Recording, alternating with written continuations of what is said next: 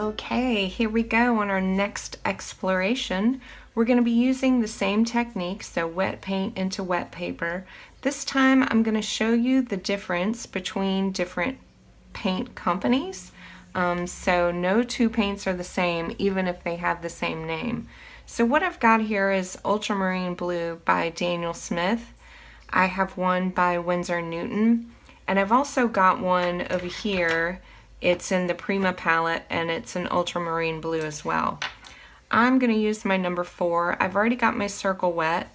I'm going to grab the Daniel Smith first, so twirl my brush around in that intense color and drop, release, drop, release, drop, release. And I'll do a few. So you can see how that is pretty much an exploding color. It starts to separate and it's pushing water away from itself. This also means that the center here will dry much quicker than anything else. So now I'm going to use my 4 and I'm going to come into the Winsor Newton color and I'll drop it over here, and you can see how it does not react the same at all. It flows, but it doesn't push. So it just flows right into the water without dispersing. This disperses much more, so the color becomes less intense. This creates a much more intense color, and it doesn't explode as much. So now we'll try the one in the Prima palette. And I'll drop it right here. And you can see how this one is very similar to the Daniel Smith. It explodes more, so it's very similar in color, and it's also pushing much like this one did. So I just want you to be aware, this is, like I said, this is the way to get to know your paint. What it's going to do, how it's going to behave, and not only that, so you're playing around and getting to know your paint colors, but you're also creating some pretty cool effects while you're doing it. So I think I'll call this one done. I'm going to grab my number 2 and I'm going to clean up these edges. A lot of times what happens when you're painting wet into wet in a small space, your paint won't go all the way to your edges because the water is being pushed to the edge and creates a dam. So what I'm really doing a lot of the time is with a thirsty brush, which means it's able to take in, it's almost like a sponge, which is why I dab it off. I'm really collecting the water from the edge and putting it back into my paper towel and allowing that paint to flow all the way to the edge. So just another little tip for you there.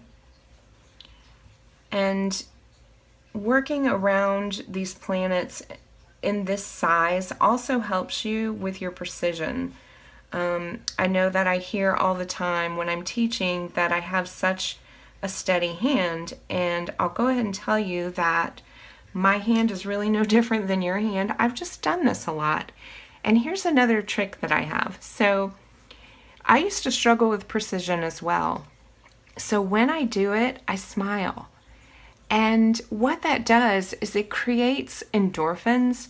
It creates happy memories in your mind, because if you start to paint and you're working on your precision and you start thinking to yourself, I can't do this, this is hard, I'm never going to learn how to do this, you have now logged a memory in your mind that painting is hard and I can't do it. So the next time you think to yourself, I think I'll paint, your mind and your body pull up that memory and they think, well, I don't want to do that. That's hard.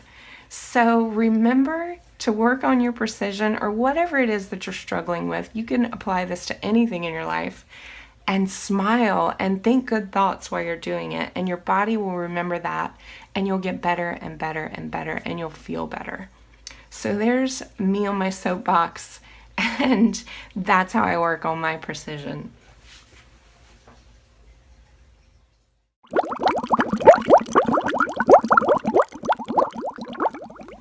So another technique that we will continue to do throughout this course is add water back in. So this is a touch and release method.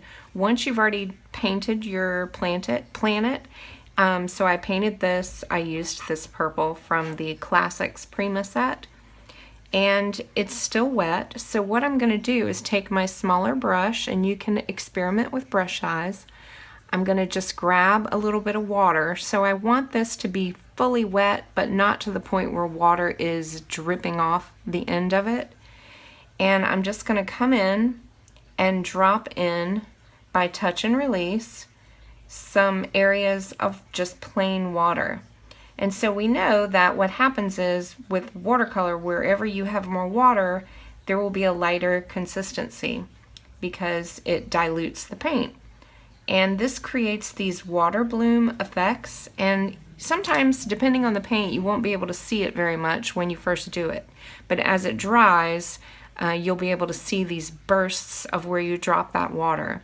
And what I typically use this for is to create this watery effect, but also for skies. So when I want a burst around a star, sometimes I'll just add little drops of water to create that burst effect. So we'll be using this a lot.